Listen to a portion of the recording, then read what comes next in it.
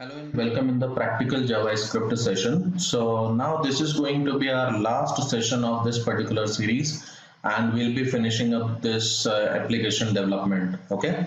So now in this particular session, we'll be talking about last two user stories of the delete issue user story, and that is clicking delete should update issue list dot issues and DOM. So what exactly I mean by here, what basically this DOM is all about and where exactly I'm talking about. So let me just go over here and let me just explain this thing from here itself. So what basically I want when I just click on this delete button, so very first thing is it will be deleting this particular issue from the issues array, right? And second thing is it is going to update this particular DOM. So this is called the DOM structure. Okay, so here when this particular issue would have been deleted, then this particular issue item should be deleted from here as well. Like if I'm clicking on the issue 1 for this delete button, then this issue 1 will be deleted. If I'm clicking on the delete of the issue 2, then this particular issue will be deleted. So let us understand that how we are going to write the code for this thing. Okay, so it is simple. Like let me first tell you about the logical part of this particular code, and then slowly we will be understanding. Okay, so we'll require this thing. Basically we will be requiring this particular thing. Okay, but how exactly we will be doing this, that I will show you. So let me just write the logical part first, then you will understand. So very first thing is what, okay, let me just write this and then you will be understanding. Get the target element that is clicked. Okay, so this is what our first requirement is, that we would like to get the target element that basically would have been clicked. So whether you have clicked the the first delete button or you have clicked the second delete button, that is something you would like to get first. Okay, and with that, even when we have used this event.target, this particular thing will be doing what, it will be giving you whether you have clicked on the list item or on the delete button. Okay, so let me just take this particular code from here. Let me just put it over here. So this is something how you will be getting the target that would have been clicked. Now you may require this particular thing later on, right? So that's why what you can do in this particular case, you will be holding this into one variable, and that is element clicked. Okay, so this way you will be keeping this particular reference. Now what is the next thing that we need to do in this particular case? So let me write the logical part of this as well. So check if element clicked is delete issue button or not. So basically you will be deleting, or you will be writing the code for deletion only when the button is clicked. If user has clicked the li or the list item, then we are not going to perform the deletion operation. Okay, so here we need to check whether the delete element that is clicked, it is going to be the delete issue or not, right? So now here you will be understanding this thing, how basically you will be checking this thing. So if you can remember in the last session what we had done, we had created this delete issue class here. Now here we can check, like whatever target would have been clicked, let me get the class of that particular thing and let me see whether it is delete issue or not, right? So this is the logical part of this. So how basically you will be checking this? See, it's simple. You will say if element, okay, let me just copy this. Okay, element clicked. If the element clicked dot class name, okay, I'm sorry, this is going here. No, I do not want to write the code here. Let me take it here. Okay, so element click dot class name, if this particular thing is basically delete issue. So again, I do not want to write because writing will create the problem sometimes. Okay, so just put this thing. So if element clicked and if its class name is going to be delete issue, then what basically you want to do? Now you have already a method that is supposed to delete it. So what particular method you have? You have a method inside the handler. So call handlers. Okay, what is the name of this object? Okay, it is handlers, right? So inside the handlers you have delete issue method. So this particular issue you would like to delete. Okay, so call handlers delete issue method here. So you will have to call this particular thing over here, right? So how you will be calling it, and now try to understand one thing. When you are calling this particular thing, go back into the handlers method first and try to understand what kind of code we have written over here.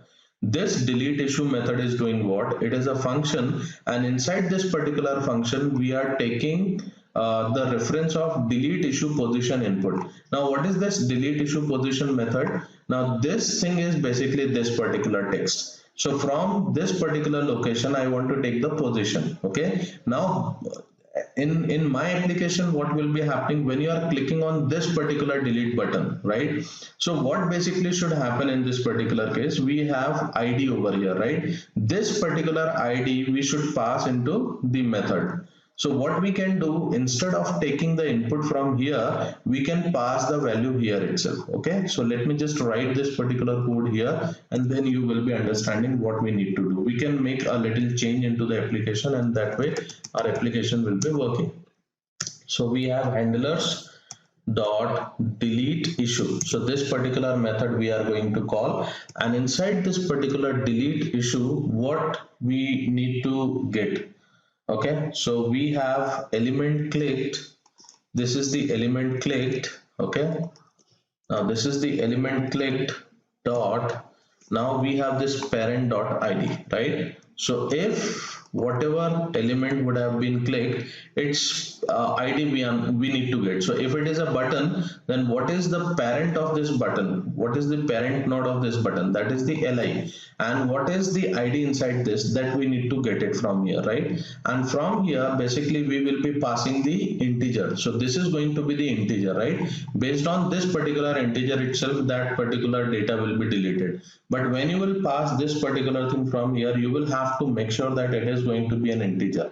So how you will be making it sure? You can do one thing. You can parse this into integer. So wherever you feel that you will require the parsing, please do this, because sometimes this creates the issue. Okay, so we have this parse int, and this is the method. Inside this method you can parse this particular data. Now this is done, right? So you should be able to call this thing. You should be able to get this particular thing called, right? Now from here, if you wish, you can remove this console. Otherwise, let it be here itself, so that it will be used as of now for the testing purpose, and then slowly you will be understanding. Now we have made the changes into the issue delete issue method, and what kind of change? Basically it should receive the parameter, right? So you will have to take this particular thing, and this is basically considered as a position. So you can go on top, and we have handlers, and inside the handlers we have delete issue method, and this delete issue method is receiving the position, right? Now based on this particular position I would like to delete the issue. So instead of passing this delete issue position input, I would like to pass the position here. Okay, so this way when you will be passing this particular position, you will not be requiring this code, and we will not be requiring this code as well, because I do not want to make this particular field as empty. Okay, so these two lines of code will be making sense in this particular case. So I'm not deleting this particular code. This is for your reference, that what basically we need to write over here, right? So this way you will be deleting this. So let us do one thing. Let us just run this particular code, and let me see what should happen in this case. Okay, so here let me add the issue 1, let me add issue 2, and let me add one more issue. I will tell you why I am writing this. Okay, issue 3. Now let us do one thing. Click on this delete. Now you can see that issue 2 would have been deleted from here. Now when you click on delete, now issue 1 has gone. Now this is issue 3 has gone. So now you can understand how beautifully this code is working, right? So I don't require this console here. So I can do one thing. I can just go down and I can remove this particular code from here. So this way my second last requirement that is I want to click onto the delete button, and that way my issue should be deleted and DOM should be rendered. So this particular requirement would have been completed. Now I would like to give you one more thing, which is basically for best practice. And the best practice is this, that we should never keep this kind of code outside of the object, right? Because what is happening up till now, as you can see, we have view object, we have handlers object, and we have this issue list object. So as you can see over here, each object is communicating with each other with the help of methods, right? And if you are just keeping this kind of code outside of your objects, then it is dangerous code, right? So what you can do in this particular case, it is very simple. You can create one method over here, because this is basically your the event listener that is basically working. So you can do one thing, you can create one method that is called setup event listener. Okay, this method we want to create, and I have just created this as a function, and inside this particular function I can just call this thing. So let me just cut this code from here and let me put it over here.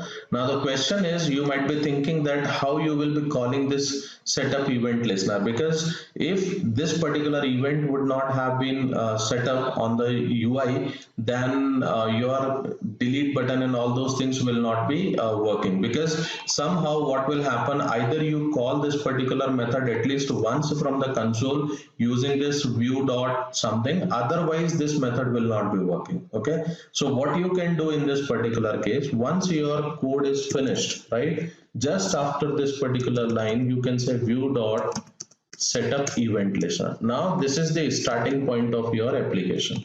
Like once you have set up the event listener, now everything is inside this. Now this event listener is basically working with this particular code. So now you can see how beautifully we have created this application, right? This is completely object oriented principle. These principles we have implemented over here. So if somewhere you have heard about object oriented JavaScript, this is what the object oriented JavaScript I have shown you practically in the real application development. Okay, so this way you should understand these things. So this particular code is really very good code.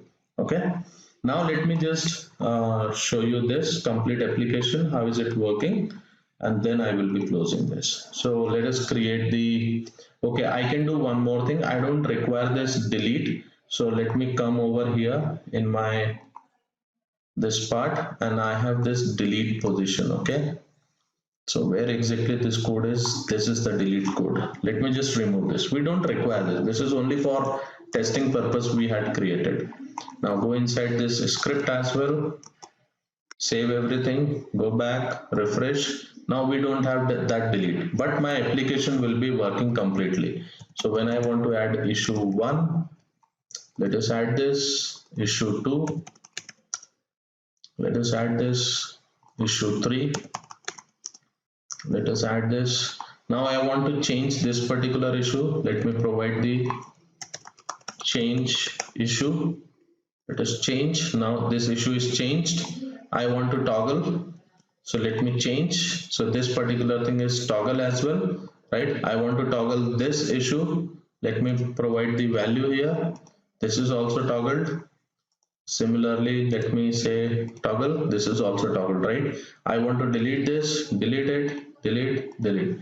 So now you can see this particular application would have been created completely in plain JavaScript, HTML and CSS. So with this, thanks a lot, dear friends. You have with me for a very long time, and this way we have created a complete JavaScript application with simple things, right? So I hope you would have liked this. I will be providing you one assignment as well for your hands-on, so you can start working on that as well.